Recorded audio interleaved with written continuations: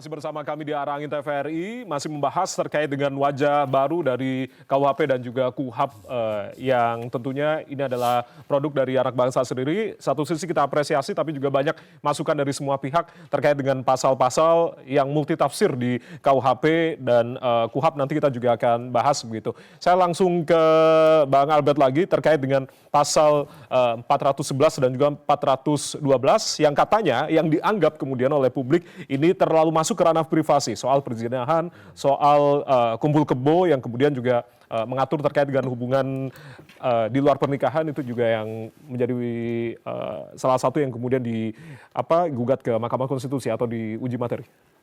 Saya teringat sekali Mas Jaya, tahun 2022 itu sempat berhembus hoax. Katanya Bali akan menjadi sepi dengan berlakunya KUHP nasional, khususnya pasal perzinahan dan kohabitasi. Tapi rupanya kabar itu hoax adanya, tidak benar. Justru pada waktu tahun 2022 itu Bali sangat ramai dikunjungi oleh wisatawan asing gitu ya. Nah, berkaitan dengan pasal perzinahan dan kohabitasi, pijakan kita sejauh ini adalah Undang-Undang Nomor 1 Tahun 74 tentang perkawinan. Bahwa perkawinan itu adalah ikatan lahir batin antara laki-laki dan perempuan untuk membina keluarga yang bahagia. Dan perkawinan itu sah jika dilakukan menurut agama dan kepercayaan. Jadi keabsahan perkawinan itu karena menurut agama dan kepercayaan orang tersebut gitu ya.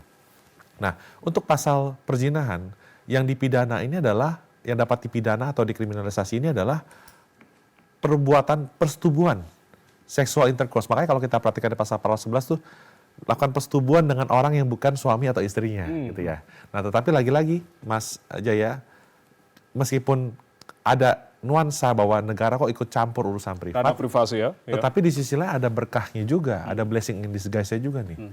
Kalau selama ini kita sering melihat ada sekelompok masyarakat yang tanda kutip main hakim sendiri, Asian rating, atau melakukan sejumlah persekusi atas pasangan yang tanda kutip kedapatan melakukan hubungan terlarang tadi, atau hubungan di luar nikah, sekarang nggak boleh Mas. Dengan ada pasal 11 ini. Ini penafsiran secara kontrario ya. Nah, selanjutnya untuk kohabitasi, kohabitasi kalau tadi perzinahan adalah persetubuhan di luar perkawinan. Kalau kohabitasi ini adalah hidup bersama sebagai suami istri di luar perkawinan. Memang ada sejumlah alasan, salah satunya adalah selain untuk mencegah persekusi tadi, main hakim sendiri, kita juga mau mendorong ini Mas, agar keluarga-keluarga ini boleh mencatatkan perkawinannya supaya secara administrasi itu menjadi tertib. Ya, jadi selain untuk mencegah persekusi, tertib administrasi juga baik. Kenapa? Karena ini semua akan berpengaruh buat anak-anak yang lahir dari kehidupan mereka bersama-sama. Nah, jadi yang menarik lagi satu lagi nih Mas, kalau kita cermati di penjelasan pasal 412 KUHP baru tentang kohabitasi, di sana kami mau memastikan nih Mas, tidak boleh lagi ada perda-perda yang mengatur substansi yang hampir mirip atau kurang lebih sama, tapi mengatur sejumlah pengaturan berbeda dari pasal kohabitasi. Ini merupakan kesamaan standar supaya di daerah, dimanapun juga di Indonesia, kecuali untuk Aceh dan Papua tentu yang boleh menyimpangi, karena memang konstitusi menjamin hal tersebut, itu tidak boleh lagi mengatur substansi peraturan yang sama yang sudah diatur dalam pasal 411. Agar tidak tumbang tindih artinya? Supaya, mohon maaf, kalau ada perda yang tanda kutip diskriminatif, pembelakuan itu menjadi katakanlah jadi delik biasa, padahal delik aduan, itu nggak boleh lagi Mas. Kan ini kan sesuatu hal yang baik ya, jadi kita kunci supaya tidak boleh lagi ada perda yang mengatur ini sebagai delik biasa. Jadi kalau ada, misalkan ada pasangan kedapatan melakukan perzinahan atau kohabitasi, karena misalkan ada perda yang mengaturnya sebagai delik biasa, orang boleh lapor. Nah, itu kita kunci, nggak boleh. Terkait KUHAP, Bang Albert? KUHAP? Wah, ini ada senior saya nih, karena Prof. Gayus kemudian nanti akan dikomentar oleh Bang Julius. Karena beliau ini adalah mantan Hakim Agung, jadi praktisi langsung. Saya mohon izin, Prof. Kalau KUHAP, memang kita mengakui pasti ada pro dan kontra, dan memang masa sosialisasinya itu terbilang cukup sempit, ya Mas ya. Tetapi kalau bagi saya, apapun yang kurang atau mungkin Mas Julius juga akan sangat mengkritisi ketentuan di penyelidikan misalnya seperti itu, kita coba rapikan bareng-bareng Mas. Dan kalau pemerintah sudah membuka diri bahwa ini akan diselesaikan di Mahkamah Konstitusi, saya pikir itu salah satu wadah yang baik. Dan malam hari ini saya juga mau ingatkan untuk KUHAP khususnya ya Mas ya, kita tuh nggak boleh alergi dengan revisi parsial. Kenapa sih kalau kita tuh mau membahas satu undang-undang kalau hanya ada karena gerakan dari masyarakat tertentu yang mendorong atau gerakan dari partai politik tertentu yang memang menginisiasi lahir undang-undang. Revisi parsial kalau memang dianggap ada satu norma dalam KUHP, katakanlah misalkan norma yang berkaitan dengan penyelidikan, yang ada undercover buy atau ada apa istilahnya pembelian terselubung dan sebagainya yang dianggap bisa menjadi represif misalnya, itu kan bukan suatu barang yang haram untuk direvisi, Mas. Ini butuh political will yang bagus, makanya saya doakan juga Mas Julius bisa masuk ke dalam pemerintahan atau politik. Karena beliau orangnya cerdas banget gitu. Merapat ke Bang Albert. Kalau Prof. Gayus sudah berapa periode di DPR, di pemerintahan juga luar biasa. Oh gitu, kalau ini masuk ke Oke, ini catatan dari KUHP ya. Bang Julius, ada beberapa hal yang kemudian harus diperhatikan untuk KUHP ini? Kita dulu soal kohabitasi sama perzinahan. Dalam konteks kesusilaan kita pernah menghadapi situasi multitafsirnya undang-undang pornografi. Bahkan anggota DPR pada nonton film porno di ruang DPR nggak ada yang dipidana, gitu ya. Tetapi mahasiswa dicari-cari kalau ada pornonya biar dipenjara karena dia aktivis kan itu.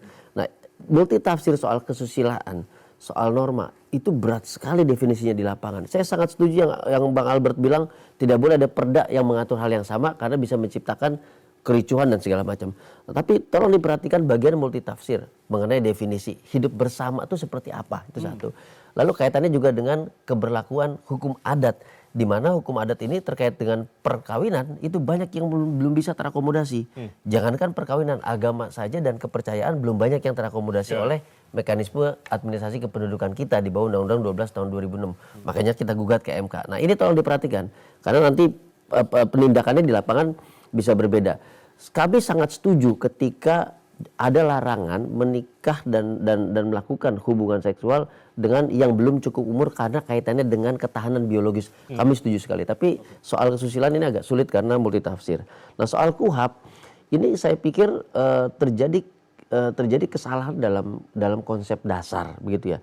Kami paham bahwa negara mencoba memitigasi segala bentuk kejahatan agar bisa ditanggulangi bahkan sebelum terjadi. Tapi kemudian ketika dia dirumuskan secara offside kemudian tanpa juga bimbingan, nggak ada, bahkan belum ada di dalam kurikulum pendidikan baik itu kepolisian, kejaksaan ataupun hakim, ini menciptakan satu persepsi di kepala penegak hukum yang mencurigai warga negaranya sebelum warga negaranya berbuat apapun. Saya kasih contoh, misalnya gini. Di dalam konteks penyelidikan itu terjadi upaya paksa, gitu ya, penetapan tersangka bahkan ada di situ dan segala macamnya. Padahal penyelidikan itu sederhananya lidik itu mencari tahu ini peristiwa pidana atau bukan. Bayangkan orang sudah ditetapkan tersangka tapi belakangan diketahui ini bukan pidana, gitu ya.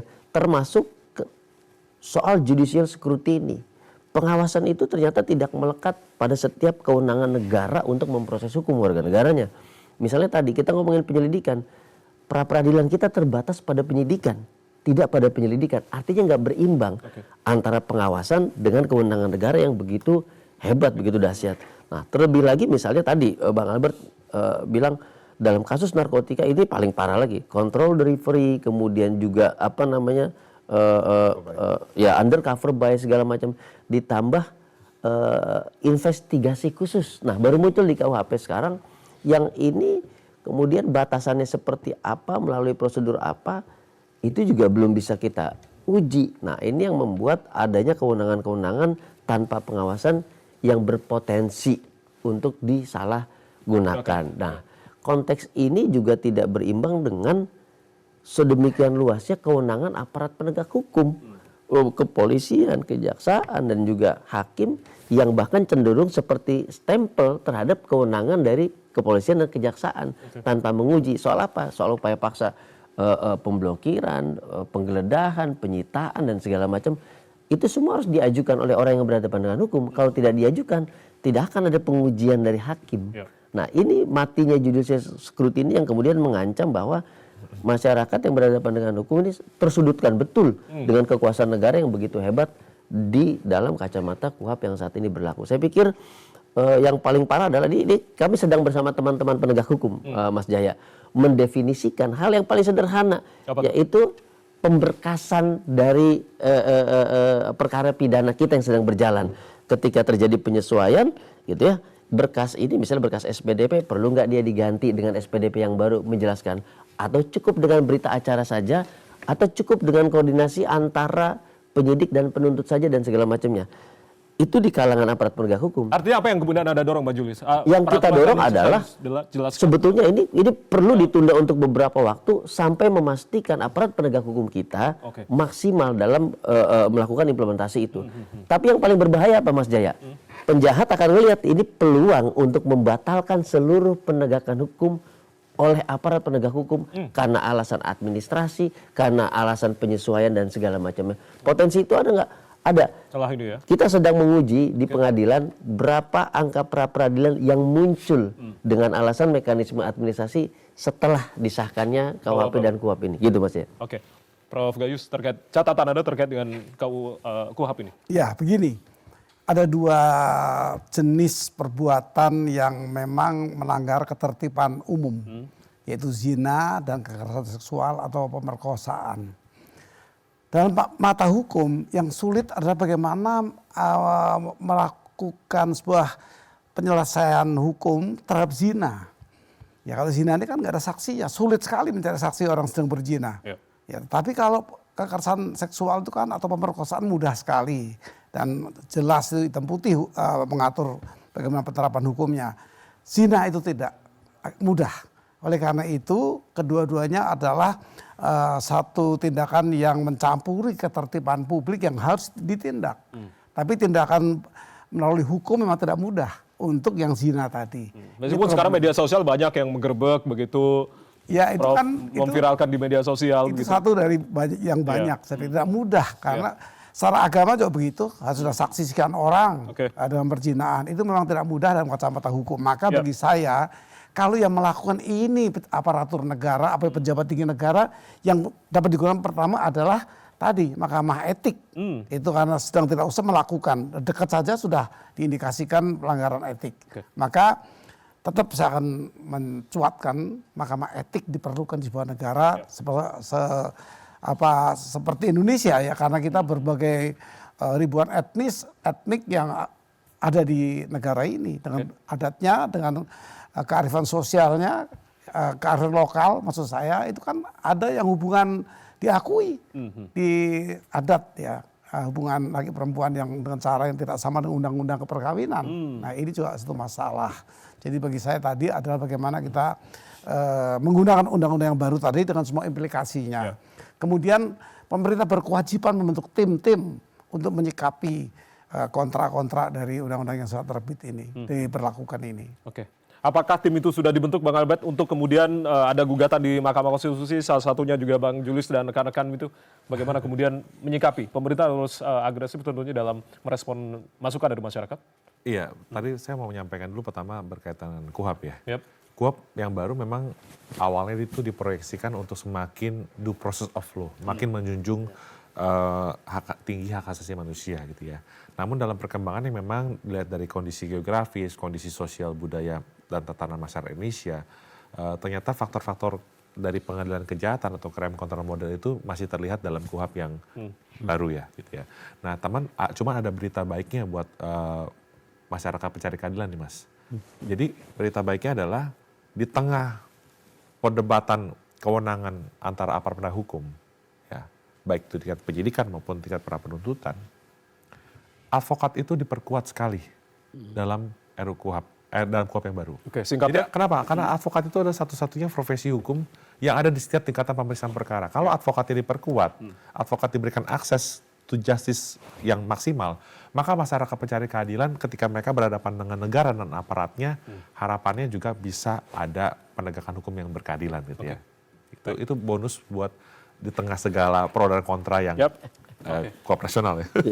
Baik, tentunya kita berharap KUHP yang baru ini benar-benar membawa keadilan bagi kita semua, khususnya rakyat Indonesia, dan kita kawal secara bersama-sama begitu terkait dengan penerapan dari KUHP dan juga KUHP yang baru. Ada beberapa harapan dari Prof. Gayus sendiri menuliskan KUHP dan KUHP yang baru berlaku 2 Januari 2026. Tentunya ini mendapatkan apresiasi yang tinggi dari banyak pihak begitu ya, Prof. Gayus. Lalu juga Bang Albert, harapannya untuk KUHP dan KUHP yang baru ini dapat menjadi menjadi hukum pidana dan sistem pemidanaan modern begitu ya, yang mewujudkan juga keadilan korektif, keadilan rehabilitatif, dan keadilan restoratif untuk seluruh bangsa Indonesia. Itu yang kemudian diharapkan oleh Bang Albert sendiri. Dari Bang Julius sendiri, KUHP dan KUHP yang baru buat rakyat, jangan dibuat-buat. Itu yang kemudian menjadi catatan dari Bang Julius. Kita terbangkan logo arah angin dengan pesawat kertas ini, semoga menjadi harapan kita semua dalam penerapan hukum di Indonesia. Terima kasih sekali lagi. Terima kasih, Bang Julius, Prof. Gayus, terima kasih Bang Albert. Terima kasih. Demikianlah arah angin TVRI edisi kali ini. Saya Ardianto Wijaya mewakili teman-teman yang bertugas mengucapkan terima kasih atas kebersamaan Anda. Selamat malam, sampai jumpa.